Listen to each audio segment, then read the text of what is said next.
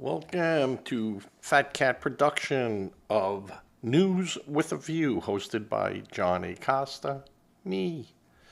Today is July 25th, 2025. This is episode 111. Yesterday's show was an abbreviation of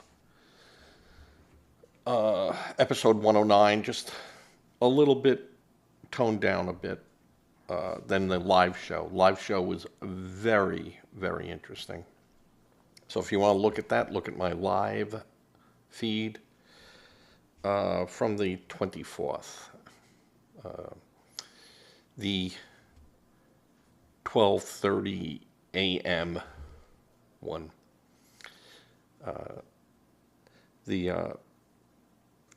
I let loose on some people that needed to be let loose on. All right, today we're going to be talking about 5 issues. The Center for American Rights, an article from The Wrap. We'll talk about that. Skydance merger, okay, it was approved by the FCC. So the Paramount Skydance merger will go through, barring any problems with, of course, the Department of Justice probably has to look at all that stuff too. Liberals are probably on rooftops, so look up while you're walking down the street because they'll be throwing themselves off buildings. We'll be talking about a lot of things to do with the Skydance and Paramount, and really not too much, just some things that are in the news with it. We're going to talk about Emil Bove, who Bove is picked for the Third Circuit Court of Appeals, and the Democrats didn't like that. Wow. I'm shocked, I tell you, shocked. Fox News had an interesting article. I'll go through that about the money collected during a concert held for the benefit of the victims of the California fires. And from the Wall Street Journal, foul-mouthed podcast tour. Hunter Biden warns Democrat he won't go quietly. Meth is a heck of a drug.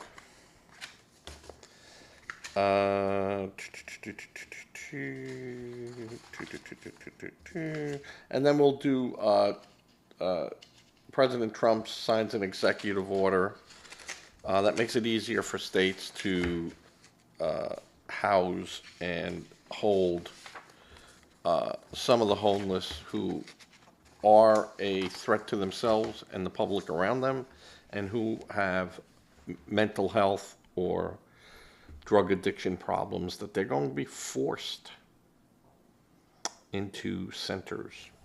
So that's going to be interesting, because the ACLU, back in the early 70s and 60s, late 60s, fought to have all those places, all those asylums and everything emptied out. And so thank you, ACLU. You made our streets so much safer and cleaner, too.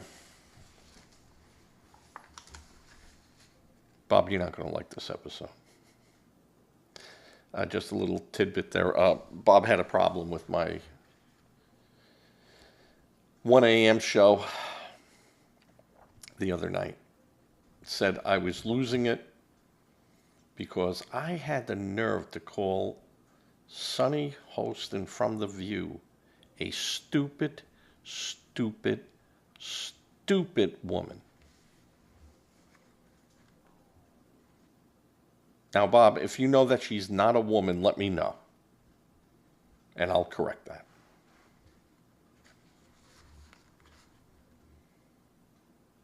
And he said I was very bitter. It was a mean John. Which I do admit sometimes that does happen. But usually I taper it. But this, she was so stupid and so off base and so just completely wrong that beyond, and I'll get back to that because that whole group pisses me off. But they have the right, mind you. They have the right to do that. You can see my hands are. I was painting. Right before I did all this, I printed all this up this morning. I did all my research at 7:30 this morning for today's show. But my wife was painting something, and I was watching it and just going, no, that's going to end up a disaster. And usually she's very good at everything she does. Painting's not one of them. And when I say painting, I'm not, artistic. I'm talking slapping stuff on a wall and going to town. All right, so the Center for American Rights calls for FCC investigation into late shows for ideological, one-sided programming. The conservative-leaning law firm claimed that ABC, CBS, NBC alleged persistent abuse of public airways is violating the agency's public interest standard. The Center for American Rights is taking aim at late night, calling for the FCC to investigate into ABC, CBS, NBC's persistent abuse of the public airwaves through ideological, one-sided programming.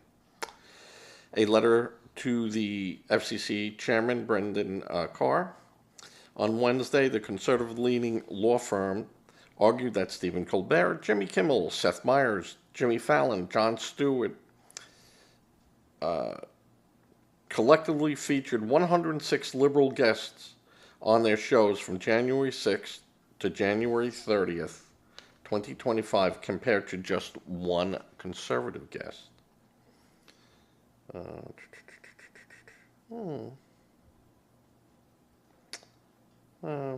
They left off a name, but that's okay. Now, I have a problem with this. Those shows are not news.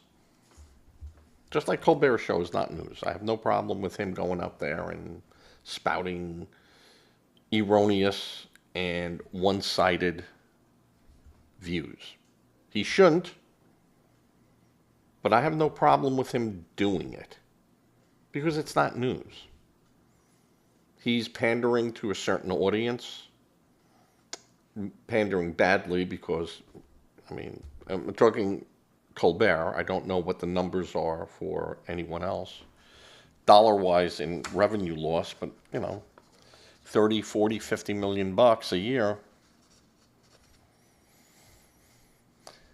But regardless, if a company wants to sustain losses like that, the only people they need to answer to is the owner of that broadcasting firm or the shareholders, not the FCC. If they want to go out there and have a show that skews Trump or skewed Biden or screwed any of the presidents, have at it. That is not a misuse of the airways.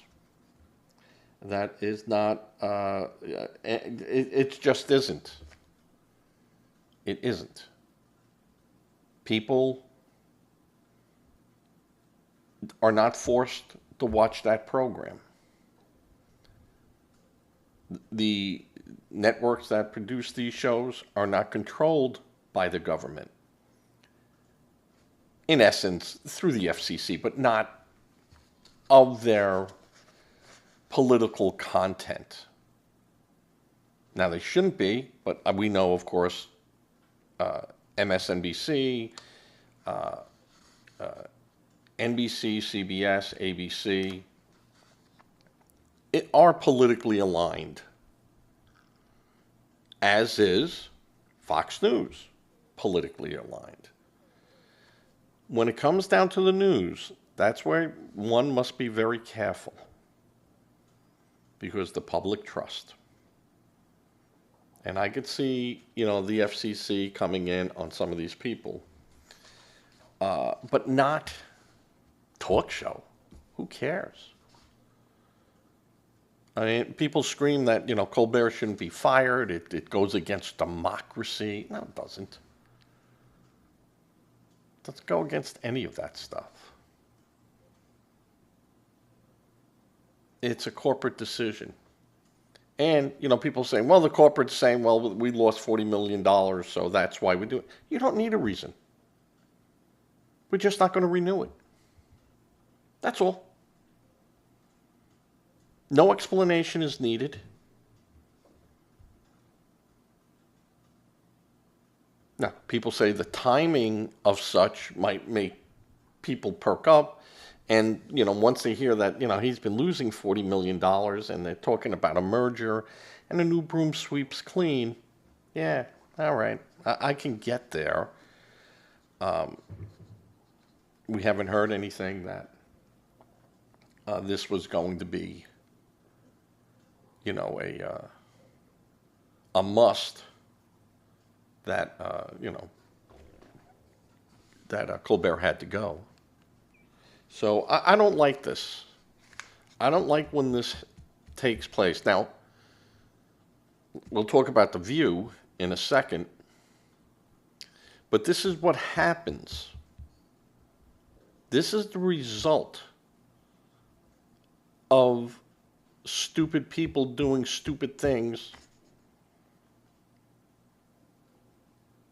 and then you get stupid results. People like Sonny Houston out there saying firing Colbert is a threat to our Constitution. How, hon? How? How? You're not even close to being right. And as I said, the FCC has approved the CBS Paramount Skydance. I keep doing it. Skydance merger. Skydance has also pledged to eliminate DEI at Paramount and appoint CBS News ombudsman to review complaints of bias. As for the elimination of the DEI programs, Sundance said new Paramount would no longer set numerical goals. We must have X amount of people here and X amount of people there. That it's going to go by the standard skills and ability, and everything else is set aside. Nothing related to race, ethnic, sex, or gender of a job application or the employees. And to avoid using any of those characteristics as criteria for internal promotions. So they're also closing the Office of Global Inclusion and will not have any teams or roles focused on DEI. Instead, the teams will focus on employee culture and engagement. So that's a good thing, right? Anyone have a problem with that? You get your job through skills and ability. I mean, who could have a problem with that?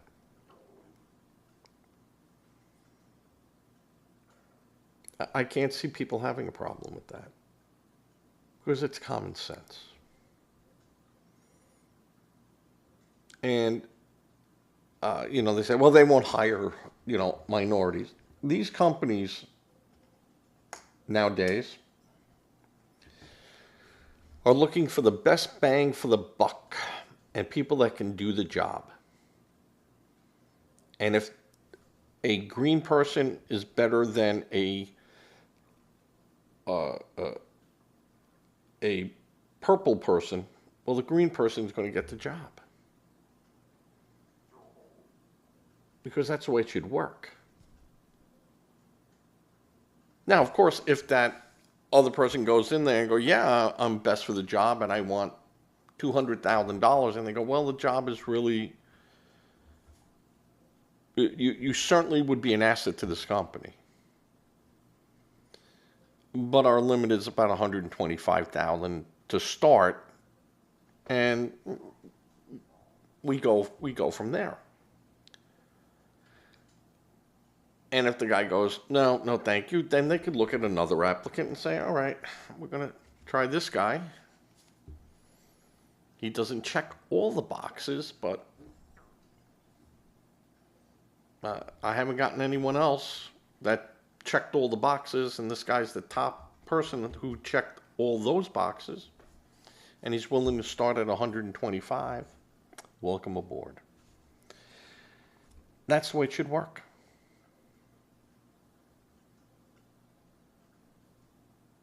When I was going from job to job, I had to go on interviews. You had to sell yourself.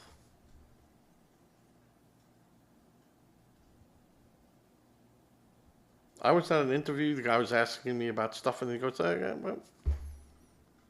what does yellow mean on a resistor? And I said, depends on what band it's on. But yellow is 4. Now we can go from there. Yeah. What happens when you see gold at the end or silver at the end of a resistor? Well, that's what the accuracy rate is. 10%, 5%. No band or a black band at the end would be 20%. And things of that nature. So sometimes they would just throw that out just to see if and it's a simple question, but see how you answer it. I had a guy show me a picture. What does this signal mean to you? Well, it's a sinusoidal, goes up and down. I could tell, I don't know what your scope is set to, so I really can't tell you the frequency of it. But I could tell you it's, on the scale there, it's about 12 volts up and 12 volts down, so it's a 12 volt AC signal. But again, I can't tell you the frequency. Now, if it's hooked to a 60 cycle outlet, if they're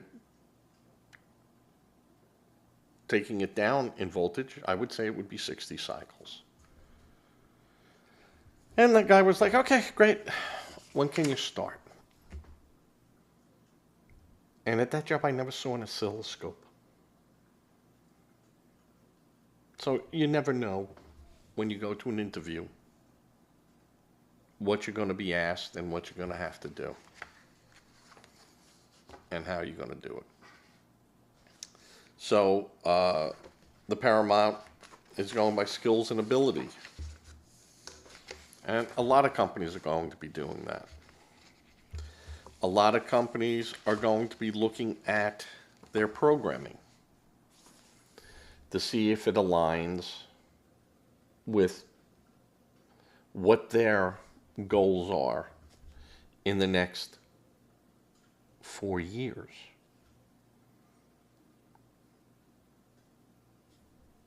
It's just going to be those type of eyeballs. Now, as I said with Colbert going away. Now, when I say that, I just want you to think for a second that come May, they might turn around and go, you know what? Hey, Steve, you want another year? Let's sit down and do some hard negotiations.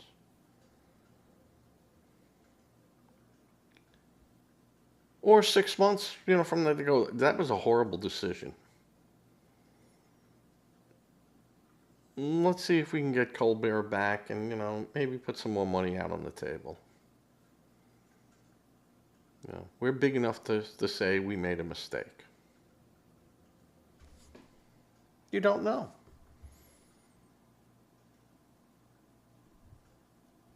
And all they did was give him the courtesy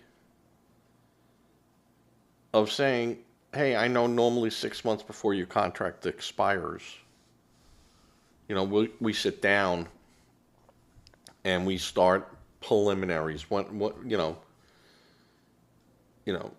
is your guy going to talk to our guy, and let's sit down. We got to talk numbers, and they play up to it. So it could take 3 or 4 months of back and forth, mostly on a show like Colbert. Colbert's show, was a big money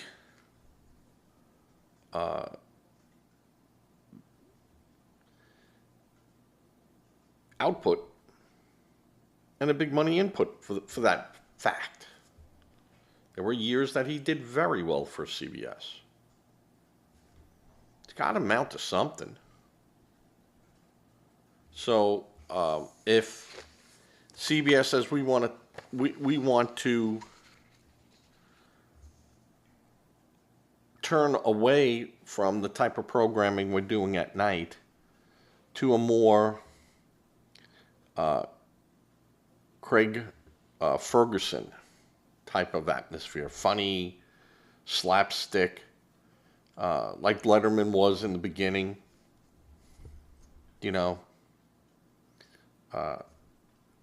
we want to go back to that.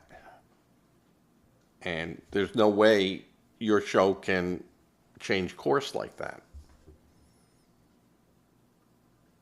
So,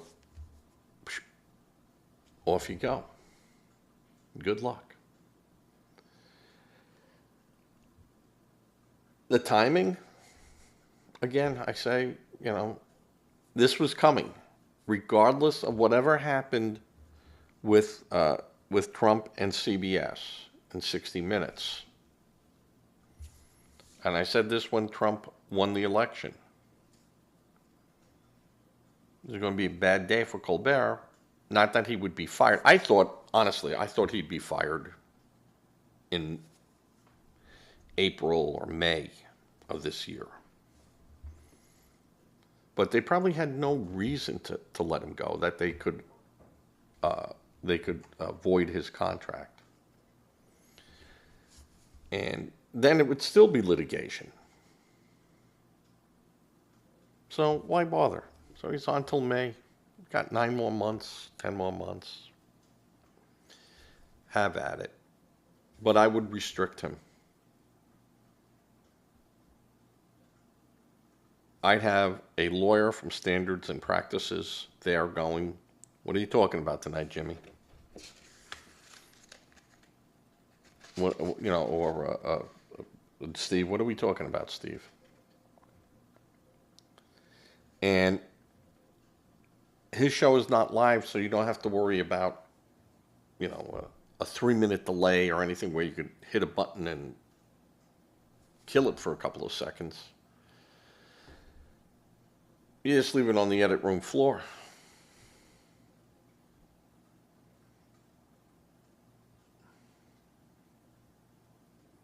And I think it would have been more creative and more funny,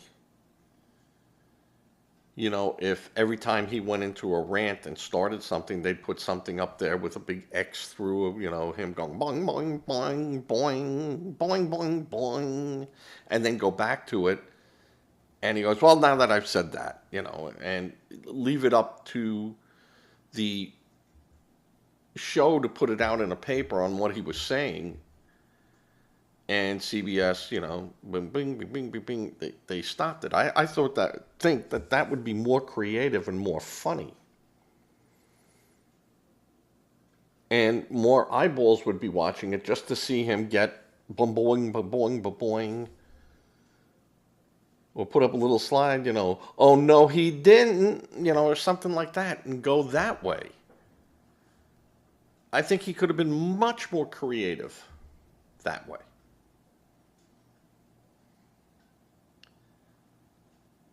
But after his episode of telling the president, F you, it shows that this guy might not be able to hold it back. And, you know, then it doesn't become funny anymore, and then we have to really take action. Hey, we asked you not to do that, and we stopped you, and we show you what we're going to do. And if you want to be outrageous, tell us you want to be outrageous, and we'll be part of that with you. But we don't want to be shocked. Because after a point, why bother? One might get through. Something might happen. You might say something, the people run out to the press. So, I just don't see the point of doing that. I knew this was going to happen. Hello.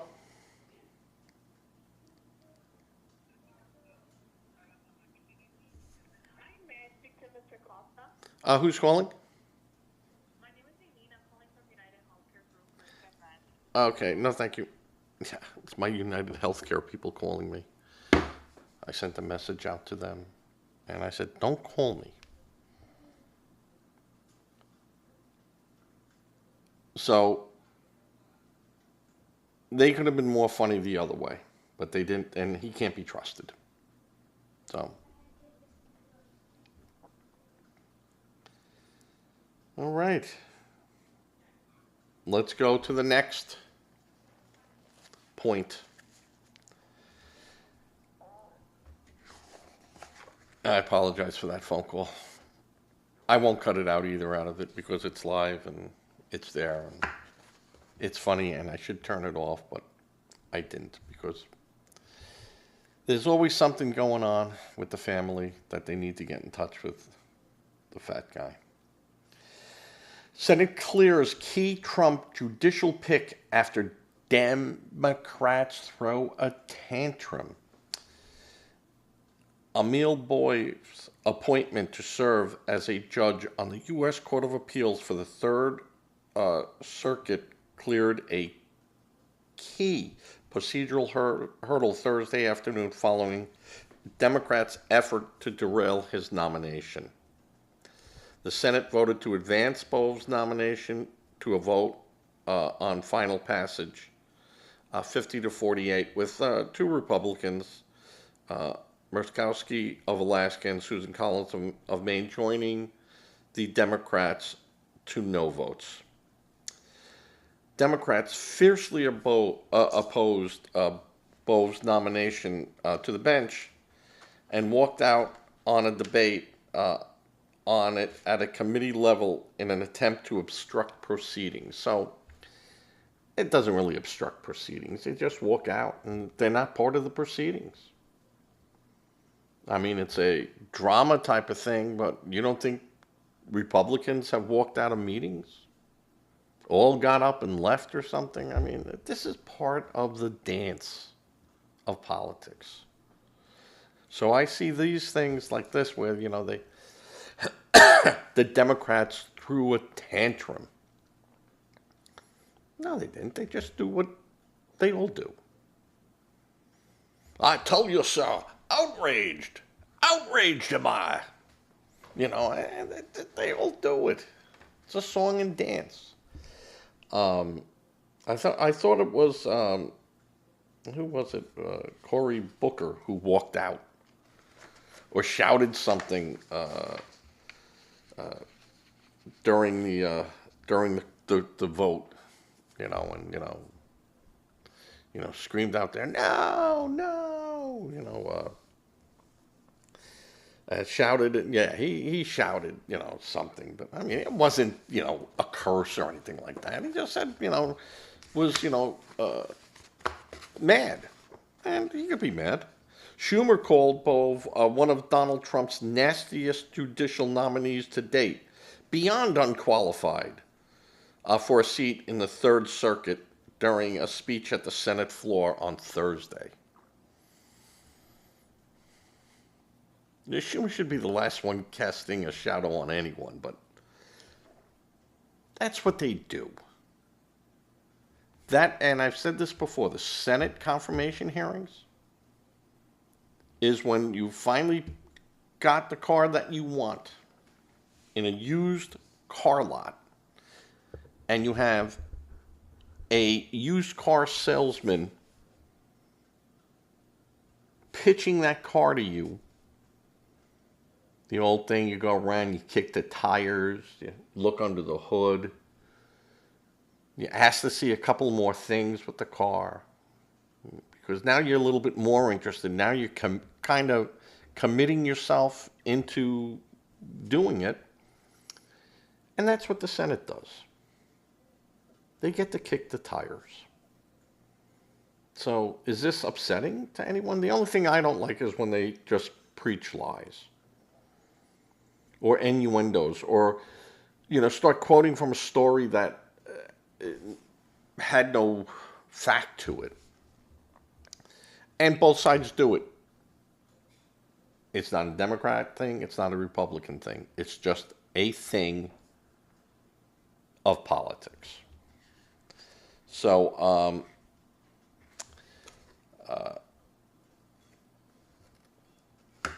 so they advanced his appointment during a roll call vote. So he's going to be in. And that should be interesting. That is going to be interesting. I didn't talk too much about him because he was one of the lawyers too for Trump. And I think, he was accused of saying, don't follow what the judges are telling you, just do it. But that was never the case. That did not happen. No one ever said he did it. This was just reported, alleged from sources that aren't authorized to speak. From Fox News, Susan Pascoe, she did a piece. She was a contributor. I would say she was a guest, speaking about $100 million raised in January for fire victims in California never went to the victims of the fire.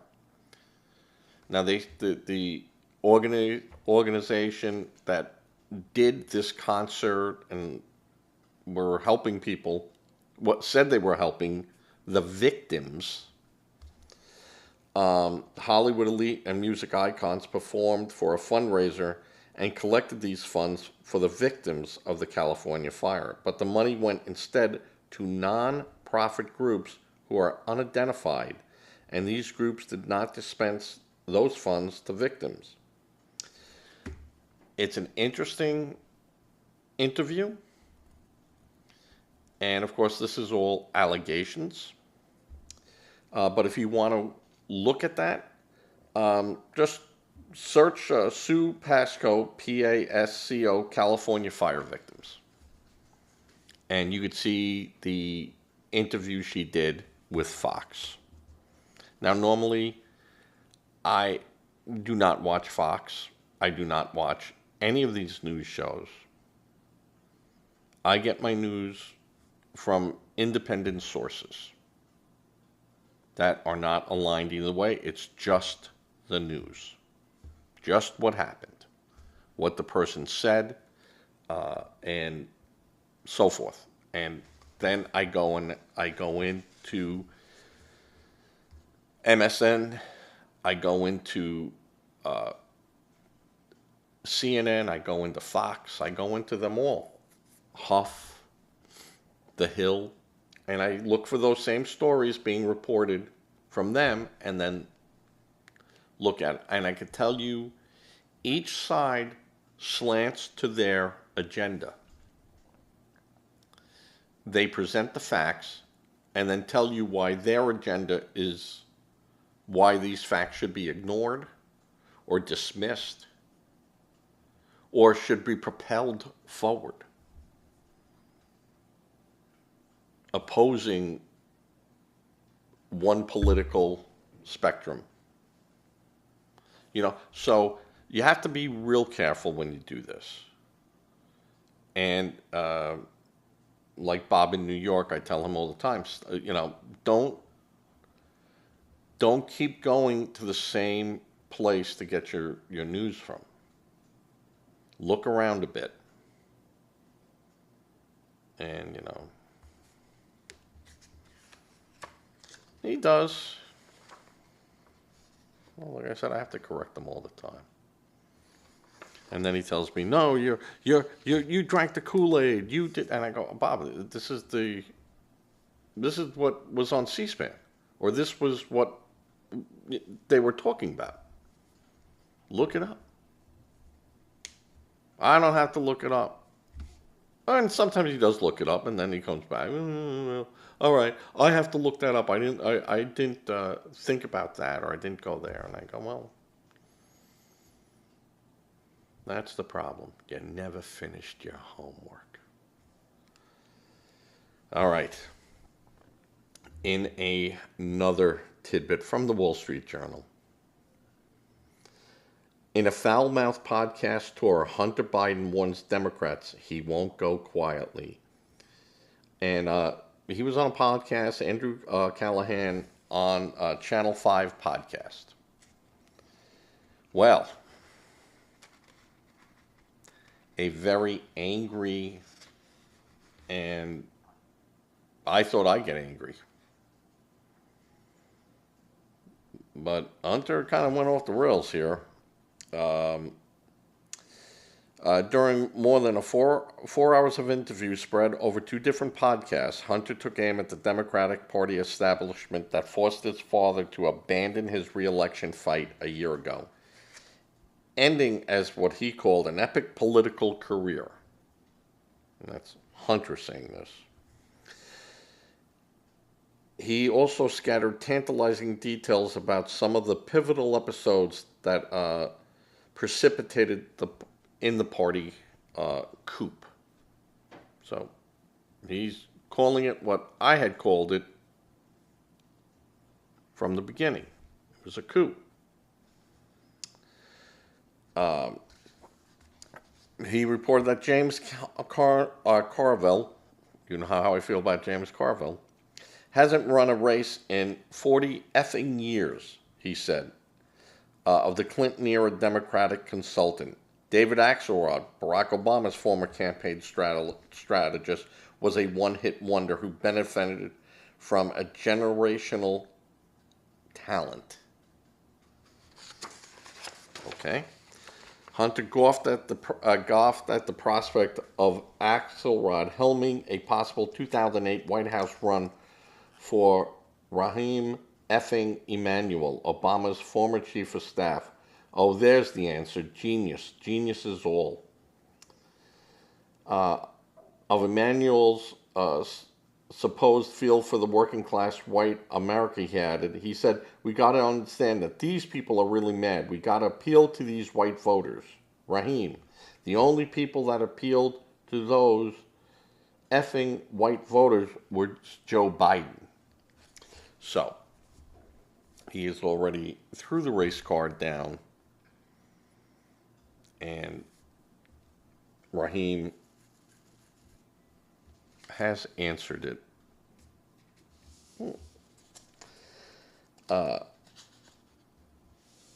Then there were the hosts of the Save America podcast, a group of former Obama speechwriters and senior advisors who Hunter savaged. And this is a quote. As 4 white millionaires that are dining out on their association with Barack Obama from 16 years ago, living in Beverly effing Hills, telling the rest of the world what black voters in South Carolina really want. Yeah, Hunter, you tell him. And he goes, that was bad enough. Then Hunter went into George Clooney. And to his thinking, cut the knees out of one of the most successful sitting U.S. presidents. When he said Biden didn't even recognize him at a Los Angeles campaign fundraiser the actor hosted last year. Clooney then urged Biden to step aside. Hunter's reply was, "F you, what do you have to do with effing anything?" Hunter raged about Clooney to Andrew Callahan on Channel 5 podcast. "We do. Why do I have to effing listen to you?" I don't know if Hunter said that or Biden said that. But that sounds like a Hunter rage. I don't know. Biden might have said that too, but one of the Bidens said it. Representative Clooney declined any comments, and others named by Hunter didn't respond to any requests for comments. Also coming in for abuse were the New York Post, the New York Times, Alexandra Pelosi, CNN's Jack Tapper, and the intelligentsia of the Democratic Party. Doug Schoen, a veteran Democratic pollster, spoke for many in the intellectual Democrats this week when he called Hunter's intervention completely wrong, misguided, myopic, and ill-conceived. And he said this was an action that only helped President Trump get out from underneath the light of Epstein. And he said Hunter Biden would serve his party and his father's legacy best by fading quietly into the background, Schoen concluded. So he's telling Hunter very nicely, shut up. A bemused Emmanuel, meanwhile, told podcaster Megyn Kelly that he appreciated his son's blinded by the love for his father, but said, Hunter's not the first call I'm going to make for strategy. So he took the high road and said, listen, the guy loves his dad. Figured his dad was stabbed in the back. That's just me saying it. And he is venting. All right, that's good. But I ain't going to reach out to this guy and go, hey, what do you think about this? So that's pretty funny. John Lovett, one of the Pod Save America hosts, was less understanding and said, you should be ashamed of the ways in which you made your father's political life worse. He said on their show this week, and like the idea that you're going to listen to, that we're going to listen to you now. Like, give me an effing break. It's ridiculous. So, some, of course, in the left and in the younger group of progressives were energized by Hunter's aggressiveness and his rant. Hunter Biden said, every single word I've been screaming into the void for years. Zachary Kirk, a self-described activist and thought fanatic on X. The Obama holdovers, the Clooney consultants, the Pod Saves mediocrities. And there were people who said that this is just going to happen, and, you know, it's to be expected. With all the news coming out and the backstabbing and the political nonsense, this is what to be expected. But it just goes to show, in the Biden camp, I mean the loyalists to the Bidens, they were really mad about how he was treated. I can't say I blame him, but Biden had to know it was coming. And those loyalists, if they were really that loyal to Biden, should have sat down with him and go, hey, you can't do this. We're cleaning up things over here and over here, and every time you're going out, we're cleaning up after you. If you don't pull out now, and this should have been way in during the primaries. Should have been before the primaries. They should have had this conversation with him. And they might have, who knows? And he goes, I'm the only one that can beat him. And he goes, now, I say, I told you I was the only one that could beat him, and look what happened. So no one can say that he's wrong in that thought because, I don't know, maybe he could have beaten Trump. Maybe Trump could have beaten him by 30%. We'll never know. But what we do know is that Trump won. And the Republicans took the houses, took the Congresses. So we have a pretty good idea of what America was thinking. All right? Okay. Trump signs order making it easier to remove homeless people from the street. The president's orders ask Attorney General Pam Bundy to reverse judicial precedents and end consent decrees that limit state and local governments' ability to commit individuals on the street who are a risk to themselves and others, according to the White House fact sheet. It also commits federal funding to move people on the streets who are causing public disorder and are suffering from serious mental illness or addiction to treatment centers, assisted outpatient treatment, or other facilities. Shifting homeless people, individuals, into long-term institutional settings for humane treatment through the appropriate use of civil commitment will restore public order. The text of the order said, surrendering our cities and citizens to disorder and fear is neither compassionate to the homeless nor other citizens. My administration will take a new approach focused on protecting public safety. Now, I don't know how far the state, because the state has laws on this. And those are state rights. Now, if he's saying he can make Medicaid available to them through federal funding through those states to put these people in where they need to be, that's all right. And he's not saying that he's going to incarcerate these people. They're not going to put them in jail. These are people that are, mentally ill or have drug problems. Force them into rehab. Force them into a program. We used to do that. These people were not on our streets. And if they could prove that they're not legally a threat, there were public defenders, not even public, that there were people. My brother-in-law was one of those lawyers who represented people that were being managed by the state to make sure that their rights were protected and weren't overshadowed by the states.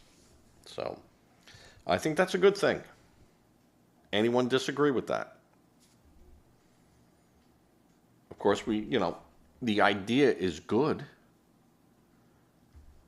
Show me how it works. I know I can tell time, but now you have to explain to me how the clock works. All the little moving parts. So with that, I'm going to say later, the show's going to go up by about 5:30 today, maybe a little bit sooner. The live show, of course, is live and goes out and is going out, and I'm still recording, so far so good. Give to a charity. Charity does be given at home, but pick a charity that you trust, that you know, and if you can give. If you're not comfortable with that, give to a food bank, clothes, anything you can give. That would be fine. Say a prayer. Prayer works. And with that, for my recorded show, I'm going to go to black. For my outbound show, live, I'm going to go to black and then come up with bars as I fade to black.